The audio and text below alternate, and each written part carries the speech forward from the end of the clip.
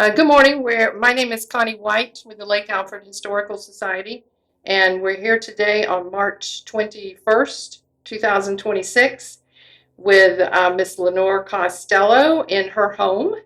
And I have with me Commissioner Jack Dearman, who's going to be asking Miss Costello some questions. Good morning. Thank you for being with us today. Good morning, Miss Costello. How are you today? I think I'm pretty good for an old lady. Yes, ma'am, you are. So today we're going to ask a few questions on Miss Costello. She's a special lady in my life and a lot of people's lives in the world. So, first question, where were you born? I was born in a little town called Sycamore, Ohio. Okay. When did you move to Florida? In 1947. Just a few years ago, correct? Mm-hmm. All right. When did you move to Lake Alfred? Oh, that's wrong. I came to Florida in 42. Okay, I got you. And I moved to Lake Alfred in 47. Okay, very good. And who built your house?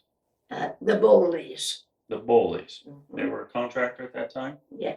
A builder? Well, they were the ones that lived here. Okay, beautiful.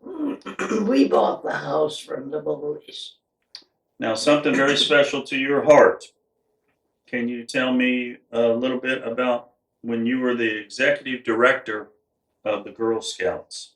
Well, I started in 1951, and they came and asked me if I would take the job, and I said, temporarily, they said, till they got somebody. So I stayed for 25 years, Wow, temporarily. that's beautiful. And then the council changed from the Lake Ridge to the heart of Florida. And I started out with just 400 and some Girl Scouts and 6 little towns, and ended up with 7 places in 7 counties in Florida. Okay. With over 8,000 girls. That's incredible. That's beautiful. So, your husband, and I understand this, being on the city commission. Yes. When was George the city manager of Lake Alfred? Well, let me see. It had to be in the, I think, the 1960s. And it was six years, I think. Okay. Well, I kind of know a little bit about some history of this. Oh. It was in the late 50s. Oh. And as you know, we've been trying to get a grocery store here in Lake Alfred. Yep. And in 1957, we found a letter that your husband wrote to George Jenkins, founder of Publix, to ask to bring a Publix to Lake Alfred. We found this letter from George Jenkins that's sent back to your husband as the city manager that Lake Alfred needed some growing to do. Oh. So it's been 70 years in the making, and the city of Lake Alfred is finally going to get a Publix. So that's very special that your husband and you were part of that. So, continuing on, which invention from your lifetime has amazed you the most? I guess television. Okay. Because I didn't have television growing up. That's true. That's awesome. How did your family cope during the Great Depression? Well, it wasn't easy, and I even went to college during that time. I got a scholarship in biology. I took a test at Heidelberg, and I got a semester scholarship. So I decided to go at least that semester. And then when I got there, I went to the president. I had the nerve to go to the president. Okay. And tell him I needed a job. Okay.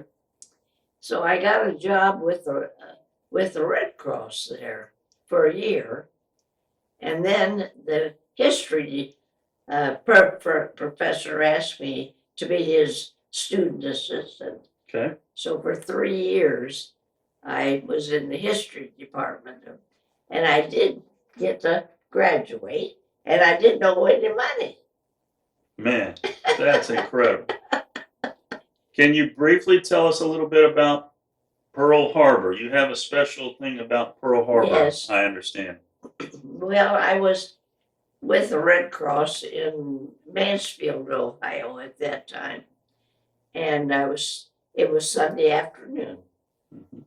and I was listening to the radio, and that's when I heard about Pearl Harbor. And George was in the Philippines. Okay. We were not married then, but I was engaged to him. That's And great. he was sent there to set up civil defense units for the Red Cross over there. But I found out that he was on the boat coming home. He left at 4 o'clock in the afternoon before Pearl Harbor. Oh boy. So That's they were getting the people out of the Philippines at that time, but they didn't know where. They thought it was going to strike in Manila mm-hmm. instead of Pearl Harbor. Hawaii, and so, but he was, and then he called when he got in San Francisco, but we didn't even know that he had left the Philippines at that time. So with the Red Cross, it was very interesting because the next morning when I went to work, people were lined up at the office wanting to do something. That's great. So we locked the door, and my staff, and we organized ourselves because a lot of new programs came about, like the nurses' aides, Right. because the nurses had to go off to war. Right. So, and the Red Cross was responsible for teaching courses in nurses' aides. Right. And then, of course, another new one was what we called a home service, was related to the military, Mm-hmm. where we had to help the families in Mansfield. Richland, we were in Richland County. That was In Ohio. so. That was what happened at Pearl Harbor. A lot of things, and then we started lots of different programs like knitting sweaters for the servicemen, surgical dressings, bathrobes for veterans, and so the Red Cross was pretty busy at that time. Well, you know, we can always say we thank you for your service and your husband. Oh, So, what is your secret to a long and healthy life? I get that question a lot, but I think I was born and raised on an organic farm, There you go. so my food was organic. Sure. Dad didn't use commercialized fertilizer. He used what was from the cows and the horses and the pigs and the sheep. So I guess and I was always very active in the outdoors. There you go. Did a lot of hiking. I've climbed 700 miles of the Appalachian Trail. And of course, it's only 2,000 miles long, but I didn't do the whole thing. And I've climbed mountains in Switzerland, in Jamaica. That's awesome. So, what did a typical night out look like when you were a teenager? Do you remember what you looked like? What a night out was back in the days? Oh, what's that question? What did a typical night out look like when you were a teenager? Oh, well, we went to the school a lot Right. and the church for our activities, Good. and that was what we did. And we had an old-fashioned opera house there in Sycamore, and they used to put on plays, Okay. and I used to be in them. There you go. That's it. That's awesome. So, one last one. What is the most important value that you would like to pass on to today's youth? Well, I have one or two. You I'm afraid that with all the technology that they have today, they're missing out on a lot of God's creation. Even in my own Girl Scouting, I'm not sure they go out in the woods very much anymore. And yet that's what it is. And they need to do that. They need to get closer to nature. They need to read more books instead of Yeah. playing on their telephones. You're right. You are right. Well, Miss Costello, we are proud and honored to know you.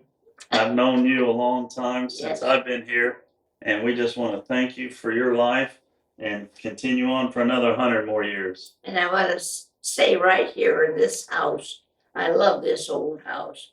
My sister in Ohio lives in a house that was built in 1865, and it's beautiful, big mansion-like house. Yeah.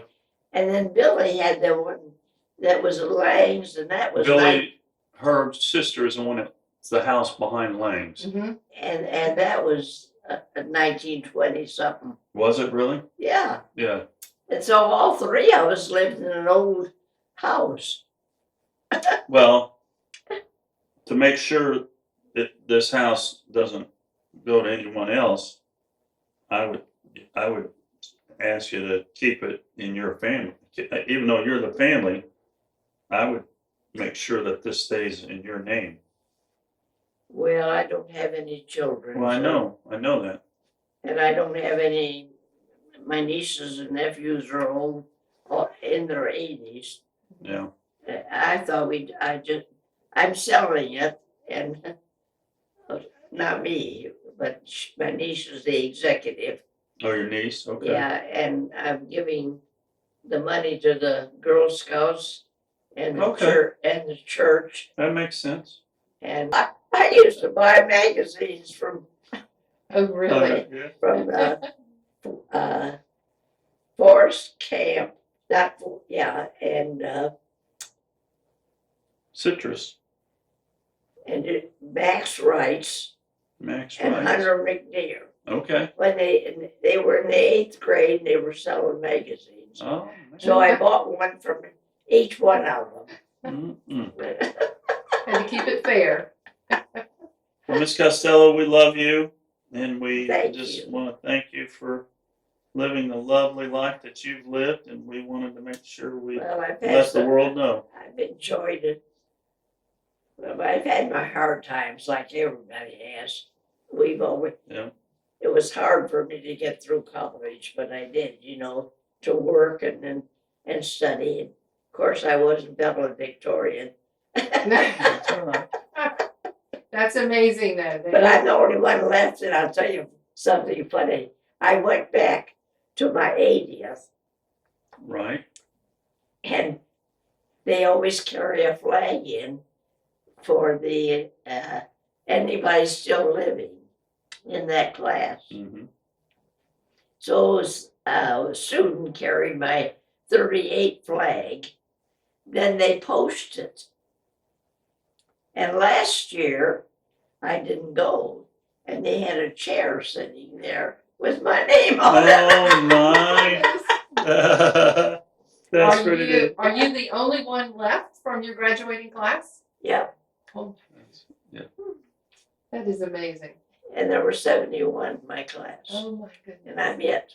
And you're it. And they had that chair sitting there. Oh, how So nice. maybe they'll do that this year. Yeah, they might. We'll have to. Because I'm not dead yet. No. So they have to. And when is it? This summer? In June, In yeah. June. Mhm. You need to go up there. Yes, that And would take be a nice. picture of you in that chair and say, I'm the only one. Is there anything else that you want to talk about? That any stories that you want to tell us? Is there anything else you want to tell us? Well, I tell you, I have enjoyed living in Lake Alfred. That's great. Well, we've loved you living here. Very sweet. Very sweet. How we got it was one night we were out to dinner with Frank Goodman, and George had just come back from the Philippines. And I just casually said, "Do you have any houses for sale in Lake Alfred?" Got just the house for you. There you go. George looked at this house and he said, "This is it." That's great. Well, we are excited to see you in November in 110. So things are going well in the city, Yes, ma'am. and I haven't complained. No, you haven't complained. You're always welcome. You got to come to a commission meeting. Come up to a commission meeting sometime. Okay. You can come up anytime. It would probably be very interesting. It would be very interesting, yes. I know I'm not a complainer to any organization No. because I got lots of them when I was with the Girl Scouts. And I thought, I'm not complaining about anything. Well, many people in this city love you, and the current city manager, Mr. Levengood, is very impressed with your history of the past, that he is a history buff and he loves everything you do. Yes. Well, he's been there a long time, hasn't he? 14 years. My He goodness. ain't going nowhere. We're keeping him for another 14 more years at least. No retirement. Well, Thank you. I'm glad he's doing such a good job because, and Lake Alfred is, I love living here. And I love my neighbors. You do. We love you.